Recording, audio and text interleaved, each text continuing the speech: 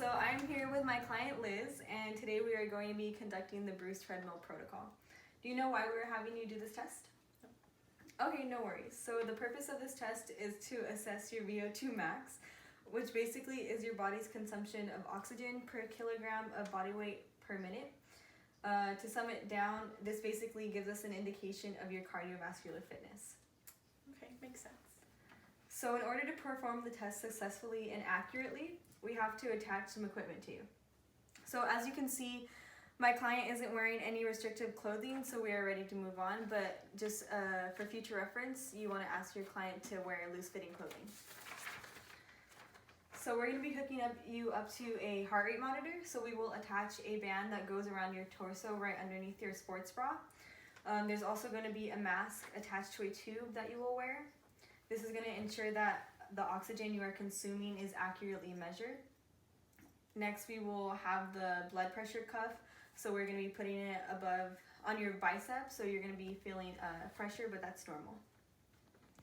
Lastly, there's the Ekg Monitor, which will be placing adhesive electrodes directly onto your skin. Do you have any questions? Great. So when you get on the treadmill, you will start off at 1.7 miles per hour and at a 10% incline. Keep in mind that the speed and incline will increase every 3 minutes. At every stage, we will be taking a measurement. For example, 2 minutes and 45 seconds into every stage, your heart rate measurement will be taken. And then your blood pressure will be measured every 2 minutes into each stage. So 2 minutes and 30 seconds into each stage, we will also be asking you to rate your exhaustion level on a scale of 6 to 20. 6 will be the easiest thing you could possibly do, and 20 will be the hardest. And at this point, you might not be able to breathe or continue on, so 20 would be the cutoff limit for you. So how long is this test again? So it'll last between 18 to 20 minutes, or however long you could go on. You can stop the test whenever you like, and definitely stop and let us know if you start to feel any shortness of breath or chest pain. Okay. And how much does the incline increase by? It increases by increments of 2. So we start off at 10% incline, and at the final stage, the incline will be at 22%. Got it. Lastly, it is extremely important that you do a cool down on the treadmill for at least 5 minutes to get your heart rate down. This will also allow your muscles to recover properly to reduce the risk of injury. Are you ready? Yes. Okay. So today I'm here with my client, Raphael, and we are going to be conducting the Cooper Run test.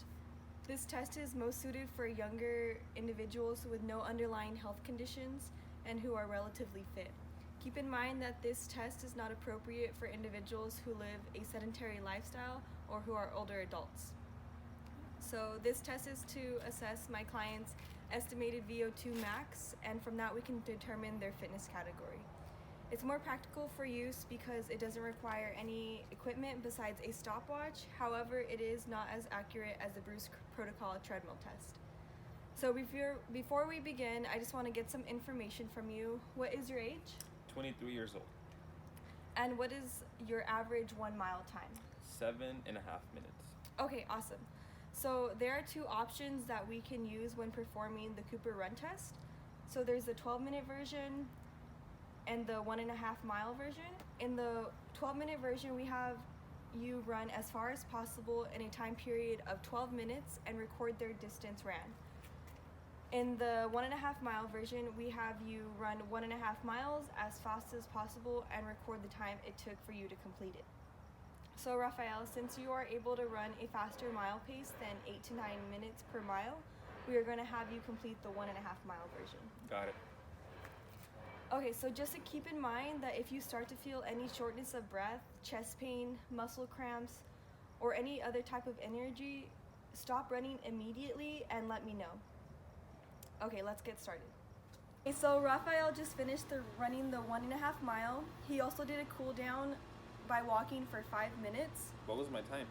Your time was 11 minutes and 14 seconds. Okay, so what does that mean? So based off our chart here, I could find your age and the time you ran your mile. So based off of this, your estimated VO2 max is 42.7 to 49.4 milliliters per kilogram of body weight per minute. Okay, so what does that mean? So that tells me that your oxygen consumption during exercise relative to your body weight per minute. So when we go back to the chart, we see that your estimated VO2 max puts you under the fitness category of good. Awesome. Okay, cool. Thank you.